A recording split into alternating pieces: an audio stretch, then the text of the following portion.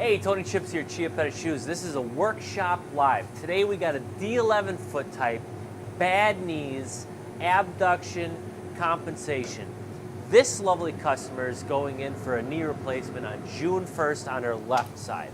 So between the two, D11 foot type, both feet have a medium low arch. It's the best flat foot that you can get out there. And when it comes to a D11 foot type, you know, you're nice and even.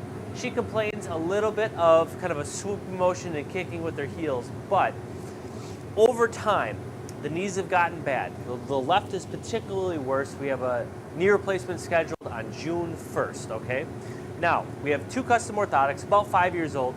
Right foot's feeling good. Left foot feels like it's a little unstable on the lateral aspect, the peroneal tendon, lateral aspect of the ankle. So, when she's walking, what I notice is the right side, solid D11 foot type, nice even motion with the hips, heel to toe, bit of pronation, typical good flat foot. On the left side, what's happening, what I see, is there's about 10 extra degrees of abduction, so we're turning a little bit more to the outside, and you see that arch rolling in. Now the knee is staying real firm and stable, and the hip is open just a little bit on that left side, okay? Now, so when she's taking the step, this is an exaggerated motion, but she's opening it up and it's a shorter stride. You see that arch falling down because it's stiffening the knee and forcing the ankle down a bit more, okay? Now, what I feel like that is why that's happening is it's compensation from the body, taking stress off the knee, kind of like walking sideways downstairs. You're not putting any stress on the knee. So what the body has done is it's opened the hip up a little bit, probably about 10 extra degrees. You're forcing the leg to stay stiff at the knee, and you're putting all that rotational stress out at the ankle. And what we're gonna try to do, because we have a new knee getting put in on the left side on June 1st, we're gonna try to give her a little bit better platform. Now this customer has two sets of orthotics, both are just a little over 5 years old. They're still in great shape. We got some modifications on the bottom here. Let me show you that. So on the left side, we have tried, this is the last 6 months or so, a little rear foot wedge. This is a 55 diameter multi-cork. It's done an okay job, but it's not solving the problem. We have longitudinal arch bar, met pad, and a little extra forefoot cushioning. So, game plan for today, because we have a June 1st knee replacement, we're gonna leave one set as is. This standard set is gonna be what she's gonna wear after the knee surgery, okay? Now, we're gonna tell her 4 to 6 weeks after the knee surgery, because muscle memory fights change, knee replacements, there's a lot of PT after, we're gonna wanna let the body adjust. Sometimes with knee replacements, there can be a little bit of an alignment change. Hopefully there's no leg length discrepancy. Most oftentimes when we see knee replacements, there can be an alignment change which directly can alter the arch height, because you're changing the medial and lateral malleoli alignment, and that directly affects the talar navicular joint, can lower or heighten the arch, right? So when we deal with this kind of stuff, we're gonna leave a set as is. That's what she's gonna wear for the recovery process 4 to 6 weeks after. For today, we're gonna try to give this left side a little bit better platform to stand on. And we're gonna try to give the body a better foot shape to take stress off the knee without opening up at the hip. That's the process that we're thinking about here. So today, we're gonna leave the right side as is. Left side, we're gonna take the longitudinal arch bar out. We're going to add a scaphoid pad and a cuboid bar. She's complaining most about the lateral aspect of the heel and ankle, giving her some irritation. She claimed there was some swelling. It didn't look bad, but if she feels like that, you know, you gotta listen to what people are saying. So for today, we're gonna take this off. We're gonna add a scaphoid pad and a cuboid bar. We're gonna take this over to the grinder real quick.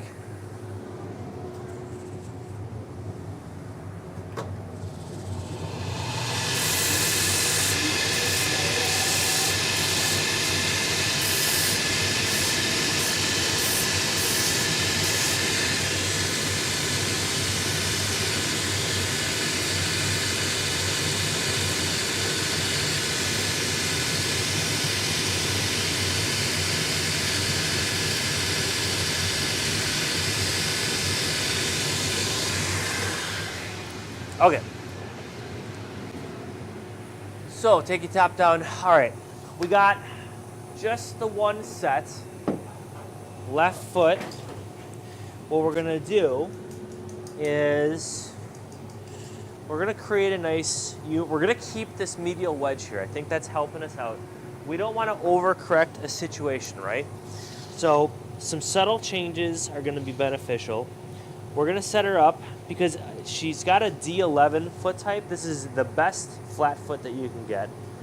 There's not too much spillover, but there's just a fair amount of pronation. So we're just gonna work on the bottom. We're not gonna wrap the edge. Standard placement for a scaphoid pad, going just distal of the 5th Met base. That's standard. Remember, we talk about this a lot. If there's too much rear foot pronation, we go off the 5th Met base, even a little bit lower, kind of closer to that cuboid bar area. Or if there's too much forefoot splay, then we go off just proximal to the 5th metatarsal head. So scaphoid pad placement is super important. All right. Got that there. And we're going with the same material as the rear foot wedge, 55 durometer multi-cork from A-Core Orthopedic. Great partners for us. We love, love, love A-Core. Good peoples. All right. Now, we're going to keep this uniform. We're going to do a cuboid bar, 3/4 of an inch, same material, multi-cork. Now, you always got to consider what's above, or where you're adding a modification. You know, we got to make sure it translates up properly. What we have here is a firm 110 durometer plastizote.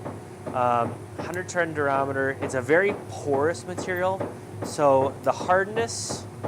You also have to consider the density of materials too, which a lot of people forget about, especially with supercritical foams. But when it comes to this material, we have a softer material we're adding underneath, but it's still going to translate up nicely. So, all right, got that. We're going to get this glued, and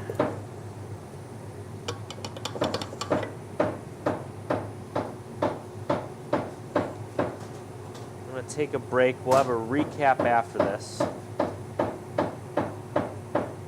We'll have a recap, get it cleaned up, get you guys rolling, all right?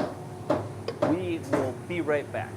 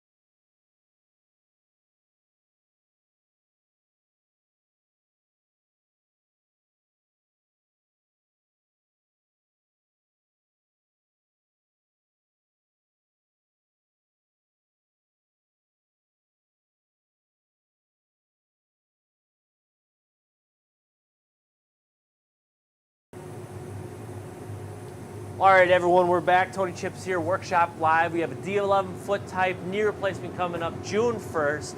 Too much abduction, compensation from the hip, trying to take stress off the knee, but it's forcing the arch down.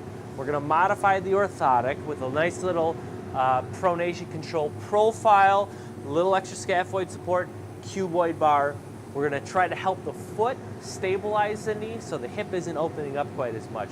We're going to have her do some light exercises. I'm not a physical trainer or a doctor, but we're going to work on gait and posture along with this. I told her to consult her doctor when it comes to the type of exercises and things you should do before a knee replacement. Whenever you're going to have a knee or hip replacement, most doctors are going to recommend their patients get some physical training help, get some exercises in to help strengthen the muscles so the recovery process is a lot easier and quicker. So my job is to give her something that she can do these exercises in that works with her current scenario and stabilizes things as best as possible. And then after, we have our existing set that we're going to work with and keep for after the knee replacement happens. So that one's staying the same. That's our control set. We have a new modification profile. We're going to take you over to the grinding machine, get this tweaked up.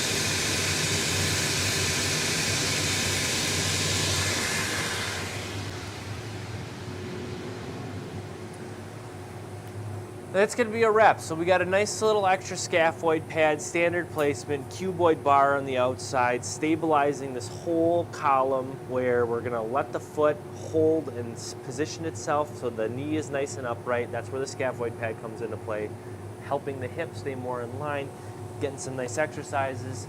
And that's a wrap for today. If you got foot problems, don't wait. Come and let us check you out. Free assessments. All kinds of great ways to fix you up. Over-the-counter inserts, custom orthotics. Ain't no better than Chiappetta is what we like to say. Ciao.